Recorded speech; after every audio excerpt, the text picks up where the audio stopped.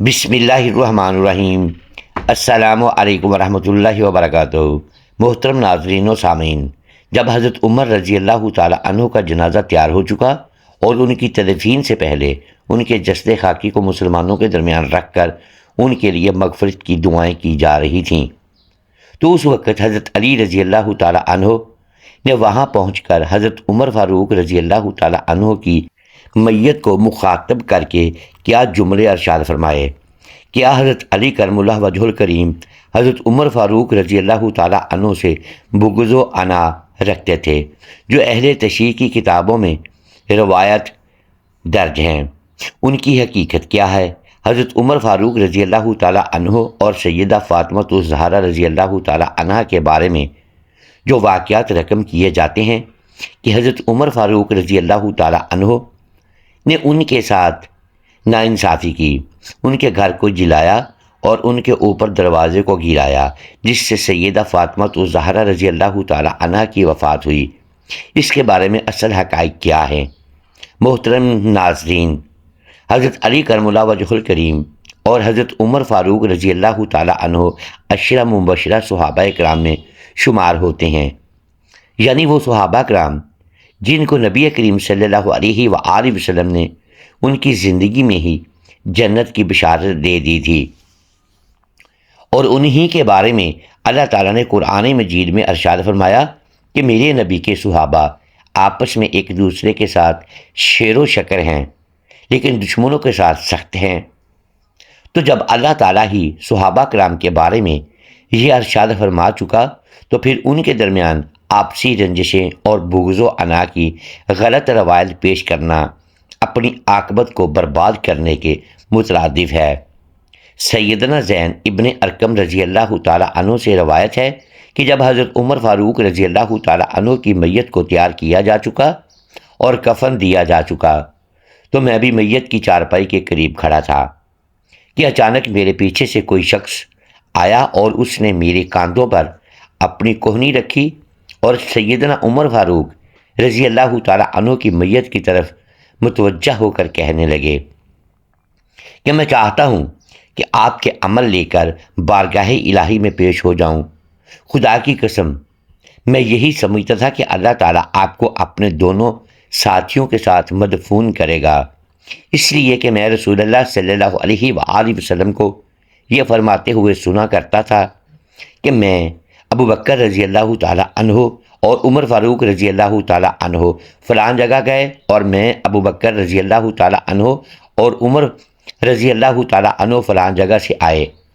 سیدنا زید رضی اللہ تعالی عنہ فرماتے ہیں کہ جب میں نے پیچھے مڑ کر دیکھا تو وہ شخص کوئی اور نہیں بلکہ سیدنا علی کرم اللہ وجہ الکریم تھے، جو سیدنا عمر فاروق رضی اللہ تعالی عنہ کی شان میں یہ الفاظ بیان کر رہے تھے۔ ایک آدمی پریشان روتا ہوا امیر المومنین حضرت عمر بن خطاب رضی اللہ تعالی عنہ کی خدمت میں حاضر ہوا اور سخت آواز میں پکار کر کہنے لگا، یا امیر المومنین میری مدد فرمائیں۔ حضرت عمر رضی اللہ تعالی عنہ نے متحیر ہو کر فرمایا، ارے کس کے خلاف تیری مدد کروں؟ اس شخص نے حضرت علی کرم اللہ وجہ الکریم کو اپنی نظر کا نشانہ بناتے ہوئے کہا، اس آدمی کے خلاف جو آپ کے برابر بیٹھا ہوا ہے۔ حضرت عمر بن خطاب رضی اللہ تعالی عنہ نے حضرت علی کرم اللہ وجہ الکریم کی طرف دیکھا، پھر فرمایا، اے ابو الحسن اٹھو اور اپنے فریق کے برابر بیٹھ جاؤ۔ حضرت علی کرم اللہ وجہ الکریم اٹھے اور اپنے فریق مخالف کے برابر بیٹھ گئے۔ دونوں نے باہمی مباحثہ کیا، پھر وہ شخص جو صاحب استغاثہ تھا واپس چلا گیا، اور حضرت علی کرم اللہ وجہ الکریم اپنی جگہ پر امیر المومنین کے برابر آ کر بیٹھ گئے۔ حضرت عمر فاروق رضی اللہ تعالی عنہ نے دیکھا کہ حضرت علی کرم اللہ وجہ الکریم کا چہرہ متغیر ہے۔ حضرت عمر رضی اللہ تعالی عنہ نے پوچھا، اے ابو الحسن کیا بات ہے؟ آپ کا رنگ کیوں بدلا ہوا ہے؟ کیا آپ کو اس واقعے سے ناگواری ہوئی؟ حضرت علی کرم اللہ وجہ الکریم نے فرمایا کہ ہاں۔ حضرت عمر فاروق رضی اللہ تعالی عنہ نے پوچھا، آپ کو کس بات پر ناگواری ہوئی؟ حضرت علی کرم اللہ وجہ الکریم نے فرمایا کہ آپ نے مجھے میرے مخالف فریق کی موجودگی میں میری کنیت سے یاد کیا اور کہا کہ اے ابو الحسن اٹھو، آپ نے یوں کیوں نہیں کہا کہ اے علی اٹھو، اپنے فریق مخالف کے ساتھ بیٹھ جاؤ؟ فاروق اعظم رضی اللہ تعالی عنہ کا چہرہ دمک اٹھا، چہرے پر خوشی کے آثار نمایاں ہو گئے۔ حضرت علی کرم اللہ وجہ الکریم کو گلے لگایا اور یہ کہتے ہوئے ان کو بوسہ دینے لگے، میرے باپ تم پر فدا ہوں، تمہاری وجہ سے ہی اللہ تعالیٰ نے ہمیں ہدایت فرمائی، اور تمہاری وجہ سے ہی اللہ تعالیٰ نے ہم کو اندھیروں سے نکال کر روشنی عطا فرمائی۔ ایک عورت آنسو بہاتے ہوئے امیر المومنین عمر بن خطاب رضی اللہ تعالیٰ عنہ کے پاس آئی۔ اس کا حال یہ تھا کہ کپڑے میلے کچیلے تھے، ننگے پاؤں تھی، پیشانی اور رخساروں سے خون بہہ رہا تھا، اور اس عورت کے پیچھے ایک طویل القامت آدمی کھڑا تھا۔ اس آدمی نے زوردار آواز میں کہا، اے زانیہ! حضرت عمر رضی اللہ تعالیٰ عنہ نے فرمایا، مسئلہ کیا ہے؟ اس آدمی نے کہا کہ اے امیر المومنین، اس عورت کو سنگسار کریں، میں نے اس سے شادی کی تھی اور اس نے 6 مہینے میں ہی بچہ جنم دیا ہے۔ حضرت عمر رضی اللہ تعالیٰ عنہ نے اس عورت کو سنگسار کرنے کا حکم دے دیا۔ حضرت علی کرم اللہ وجہ الکریم نے، جو حضرت عمر فاروق رضی اللہ تعالیٰ عنہ کے برابر بیٹھے تھے، کہا کہ اے امیر المومنین، یہ عورت زنا سے بری ہے۔ حضرت عمر فاروق رضی اللہ تعالیٰ عنہ نے فرمایا کہ وہ کیسے؟ حضرت علی کرم اللہ وجہ الکریم نے فرمایا کہ اللہ تعالیٰ کا ارشاد ہے، تو جب ہم اس سے رضاعت کی مدت نکالیں گے جو کہ 30 ہفتوں میں سے 24 ہفتے ہیں، تو 6 ماہ ہی باقی رہ جائیں گے، لہٰذا ایک عورت 6 ماہ میں بچہ جن سکتی ہے۔ یہ سن کر حضرت عمر فاروق رضی اللہ تعالیٰ عنہ کا چہرہ دمک اٹھا اور فرمایا، اگر آج علی کرم اللہ وجہ الکریم نہ ہوتے تو عمر ہلاک ہو جاتا۔ محمد بن حنفیہ بیان کرتے ہیں، میں نے اپنے والد ماجد حضرت علی کرم اللہ وجہ الکریم سے عرض کی، رسول اللہ صلی اللہ علیہ وآلہ وسلم کے بعد تمام لوگوں میں سب سے بہتر کون ہے؟ فرمایا ابو بکر رضی اللہ تعالیٰ عنہ۔ میں نے عرض کی، پھر کون؟ تو فرمایا عمر رضی اللہ تعالیٰ عنہ۔ حضرت علی کرم اللہ وجہ الکریم نے کوفہ میں منبر پر کھڑے ہو کر فرمایا، اگر میرے پاس ایسا شخص لایا گیا جو مجھے ابو بکر رضی اللہ تعالیٰ عنہ اور عمر رضی اللہ تعالیٰ عنہ پر فضیلت دیتا ہو تو اس کو ضرور وہ سزا دوں گا جو بہتان تراشی کرنے والے کو دی جاتی ہے۔ ابو عبداللہ نے کہا کہ ہمیں مزید حدیث بیان کریں، تو سفیان نے جعفر کے حوالے سے بیان کیا کہ ابو بکر رضی اللہ تعالیٰ عنہ اور عمر رضی اللہ تعالیٰ عنہ سے محبت رکھنا ایمان ہے اور ان سے بغض رکھنا کفر ہے۔ حضرت عبداللہ بن مسعود رضی اللہ تعالیٰ عنہ بیان کرتے ہیں کہ حضرت عمر رضی اللہ تعالیٰ عنہ کو لوگوں پر جن وجوہات کی بنا پر فضیلت حاصل ہے، ان میں سے ایک یہ ہے کہ قرآن کریم نے بدر کے قیدیوں کے بارے میں حضرت عمر رضی اللہ تعالیٰ عنہ کی رائے کی توثیق فرمائی۔ نبی کریم صلی اللہ علیہ وآلہ وسلم کی ازواج کے حجاب کے متعلق ان کی رائے کے موافق آیت نازل ہوئی کہ جب تم نبی کی ازواج سے کوئی چیز مانگو تو پردے کے پیچھے سے مانگو۔ ان کی فضیلت کی ایک وجہ یہ ہے کہ نبی کریم صلی اللہ علیہ وآلہ وسلم نے ان کے اسلام لانے کی دعا کی کہ اے اللہ، عمر بن ہشام یا عمر بن خطاب میں سے کسی ایک کے ذریعے اسلام کو غلبہ عطا فرما۔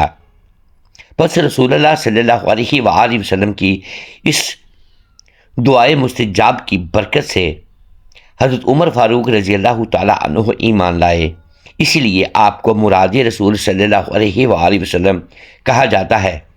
سیدہ فاطمہ الزہرا رضی اللہ تعالیٰ عنہ کے گھر کو جلانے کے بارے میں جو روایت بیان کی جاتی ہیں وہ ضعیف اور من گھڑت ہیں۔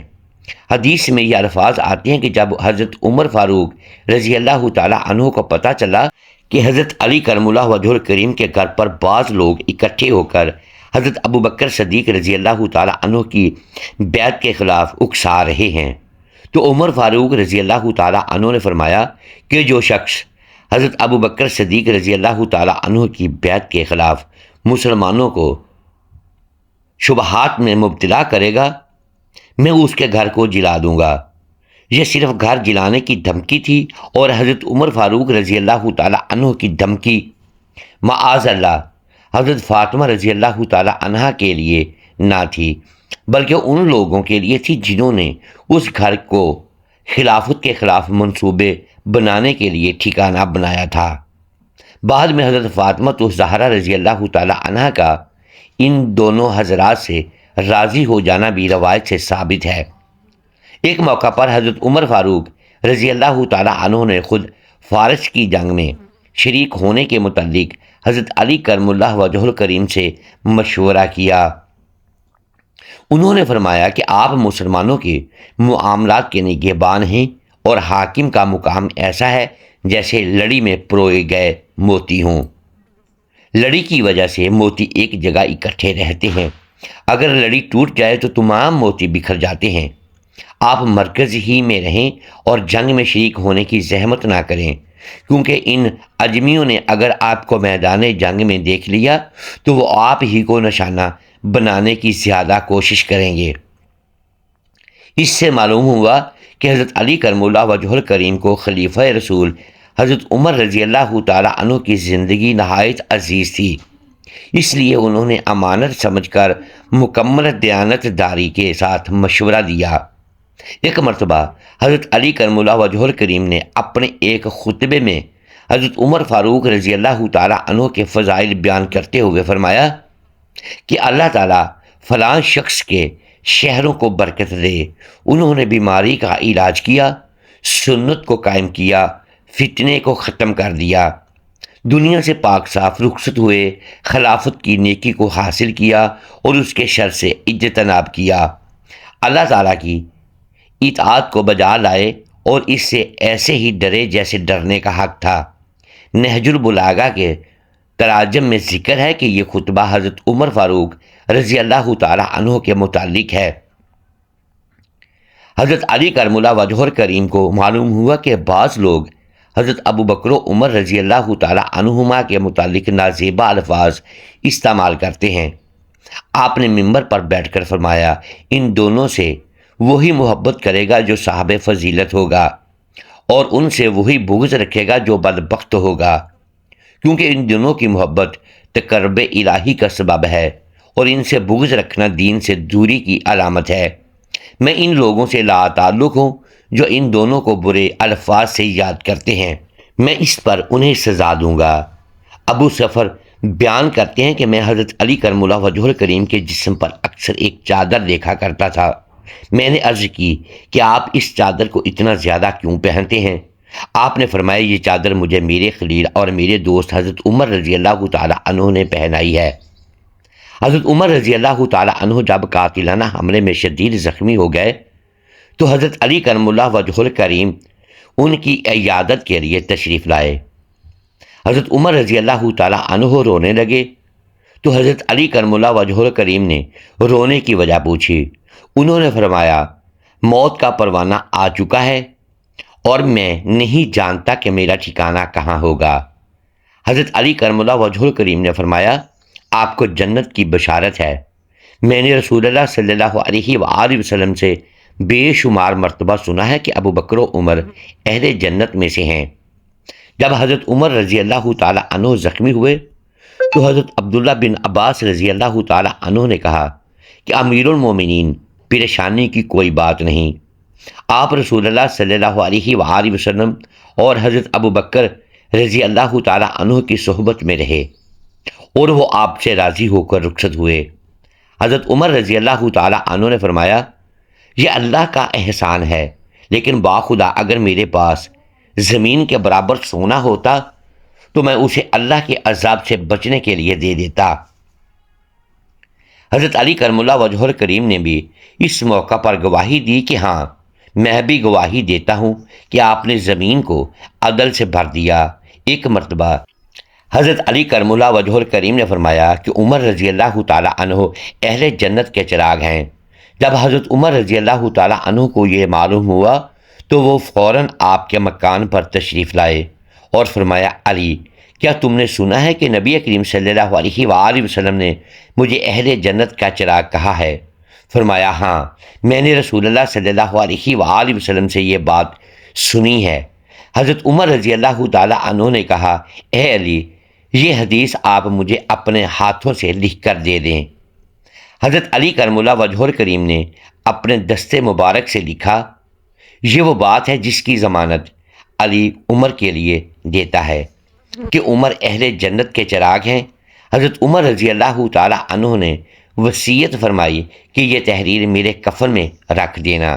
چنانچہ شہید ہونے کے بعد وہ تحریر آپ کے کفن میں رکھ دی گئی۔